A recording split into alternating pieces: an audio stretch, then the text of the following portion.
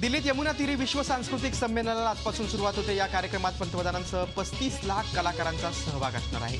मानवता, अध्यात्म आणि मूल्यांवर आधारित हा सांस्कृतिक कार्यक्रम असेल। जगभरातल्या विविध संस्कृतींचा आढावा या महोत्सवातून घेतला जाईल।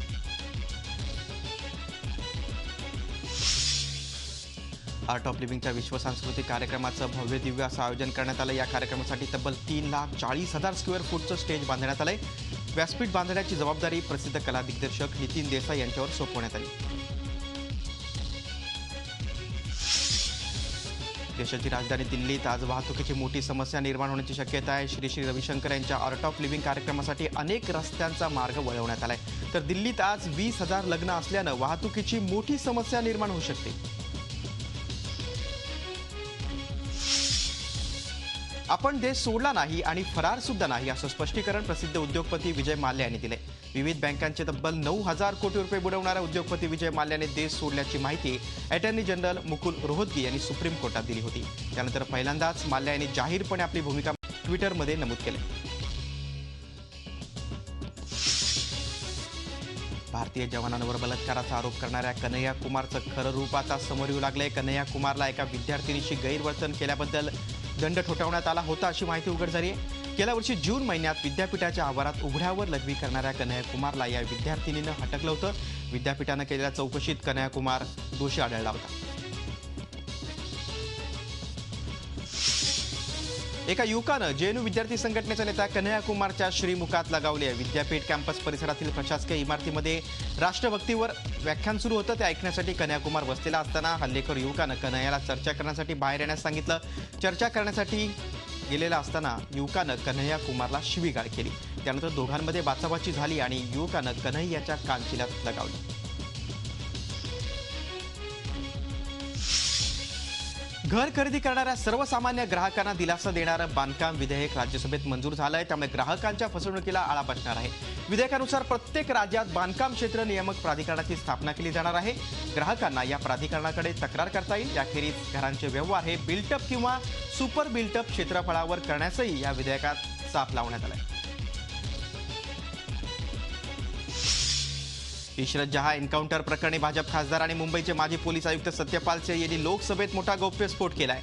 गुजरातचे तत्कालीन मुख्यमंत्री नरेंद्र मोदी यांना अडकवण्यासाठी काँग्रेसच्या बड्या नेत्यानं आमिष दिल्याचा दावा सत्यपाल सिंह यांनी काल लोकसभेत केलाय। इशरत जहां ज्या ज्या ठिकाणी गेले त्याचे पुरावे होते, मात्र सीबीआयवर दबाव आणून पुरावे बदलण्यास आल्याचाही खुलासा सत्यपाल सिंह यांनी केला।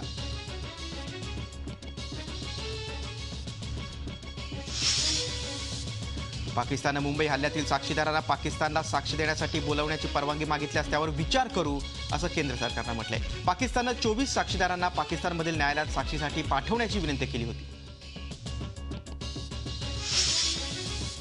केंद्र सरकार देशातील गरीब महिलांना मोफत गॅस सिलेंडर देणार आहे। केंद्रीय मंत्रिमंडळानं प्रधानमंत्री उज्ज्वल योजना जाहीर करून ही घोषणा केली आहे। ही योजना 3 वर्षांसाठी असून यावर 8,000 कोटी रुपये खर्च केले जातील। भारतीय लष्कराच्या भरती प्रक्रियेत यापुढे आमूलाग्र बदल होणार आहे। ऑनलाईन नोंदणीला चांगला प्रतिसाद मिळाल्यानंतर आता सर्व प्रकारच्या लेखी परीक्षाही ऑनलाईनच घेण्यात येतील। लष्कराच्या भरती विभागाचे सहाय्यक महासंचालक DB पैनी यांनी याबाबत घोषणा केली आहे। या वर्षाअखेर किंवा पुढल्या वर्षात या नव्या पद्धतीनुसार भरती केली जाईल आणि देशभरात एकाच वेळी ही ऑनलाईन परीक्षा होईल।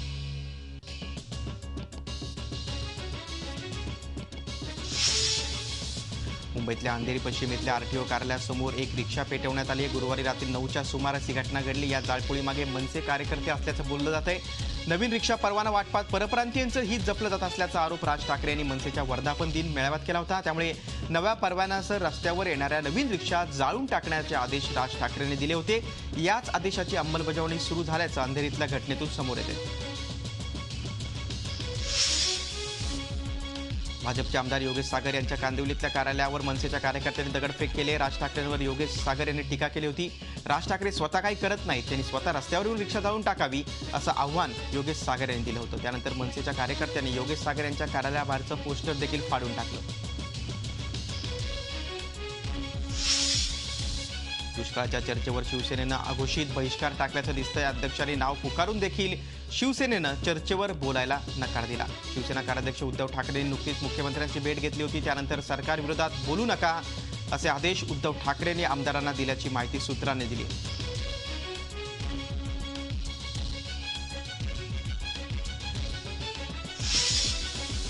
शिक्षण मंत्री विनोद तावडे यांच्या राजीनाम्याची मागणी करत विरोधकांनी विधानसभेत गोंधळ घातला. तावडेंनी आदर्श आचारसंहितेचा भंग केला आहे का याचं उत्तर मुख्यमंत्र्यांनी द्यावं अशी मागणी करत विरोधकांनी स्थगन प्रस्ताव मांडला. तावडे एका खासगी कंपनीचे संचालक असल्यानं त्यांचा राजीनामा घ्यावा अशी विरोधकांची मागणी आहे.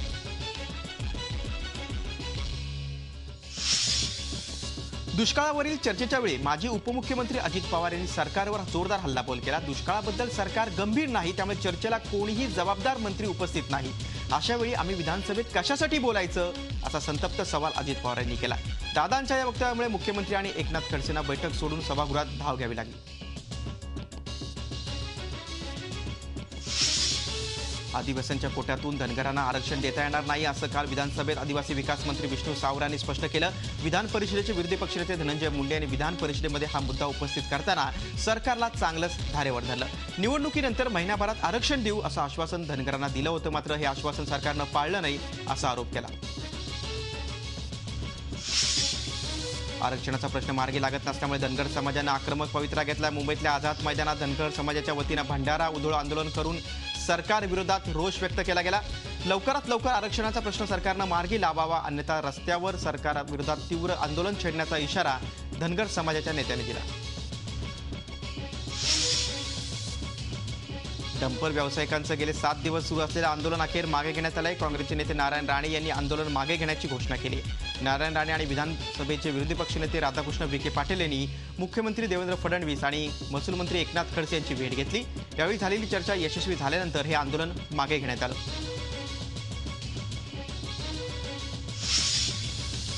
आमदार नितेश राणेंना जामीन मंजूर करण्यात आलाय. ओरोस कोर्टानं 7,000 रुपयांच्या वैयक्तिक जात मुचलक्यावर त्यांना जामीन मंजूर झालाय.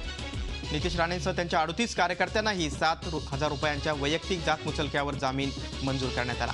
डंपर आंदोलन प्रकरणात नितेश राणेंना अटक करण्यात आली होती.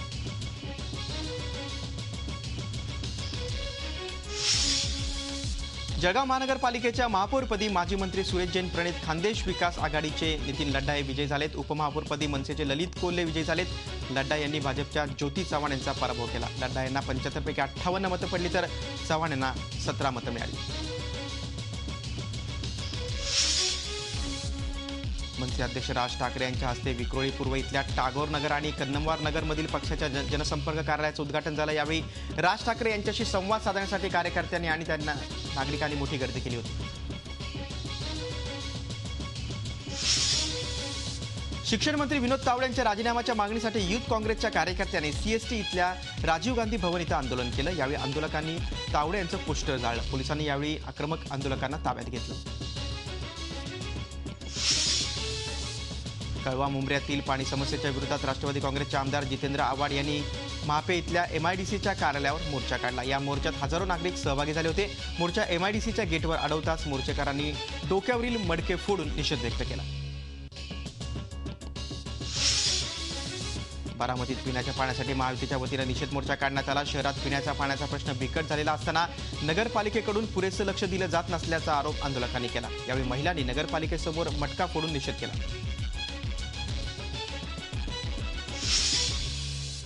मुंबईच्या मानपूर परिसरातील 4 वर्षीय चिमुरडीवर बलात्कार करून हत्या प्रकरणी पोलिसांनी नराधमाला अटक केली. या नराधमानं तिचं अपहरण करून बलात्कार केला आणि त्यानंतर हत्या करून चिमुकलीचा मृतदेह निर्जनस्थळी फेकला होता. हा नराधम व्यसनाधीन असून त्याच्यावर अनेक गुन्ह्यांची नोंद आहे. वर्गमैत्रिणीला शीतपेयातून दारू पाजून 2 नराधमांनी चालत्या वाहनात बलात्कार केल्याची घटना यवतमाळमध्ये घडली. बेशुद्धावस्थेत तरुणीवर या नराधमांनी अत्याचार केला. हा गंभीर प्रकार काही नागरिकांच्या निदर्शनास आला. त्यांनी लगेचच धाव घेऊन नराधमांच्या तावडीतून पीडित मुलीची सुटका केली.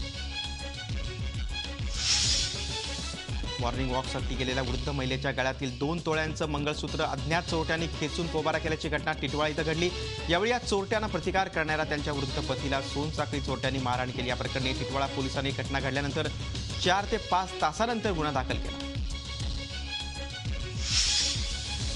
सावित्रीबाई फुले यांच्या स्मृतिदिनानिमित्त त्यांच्या नायगाव या जन्मगावी आगळ्या वेगळ्या उपक्रम घेण्यात आला आणि त्यांना अभिवादन करण्यात आलं. मा जिजाऊ यांच्या गावातून विशेष स्मृती ज्योत नायगाव इथं विशेष रथातून आणण्यात आली. यावेळी ढोल ताशांसह मिरवणूक काढण्यात आली.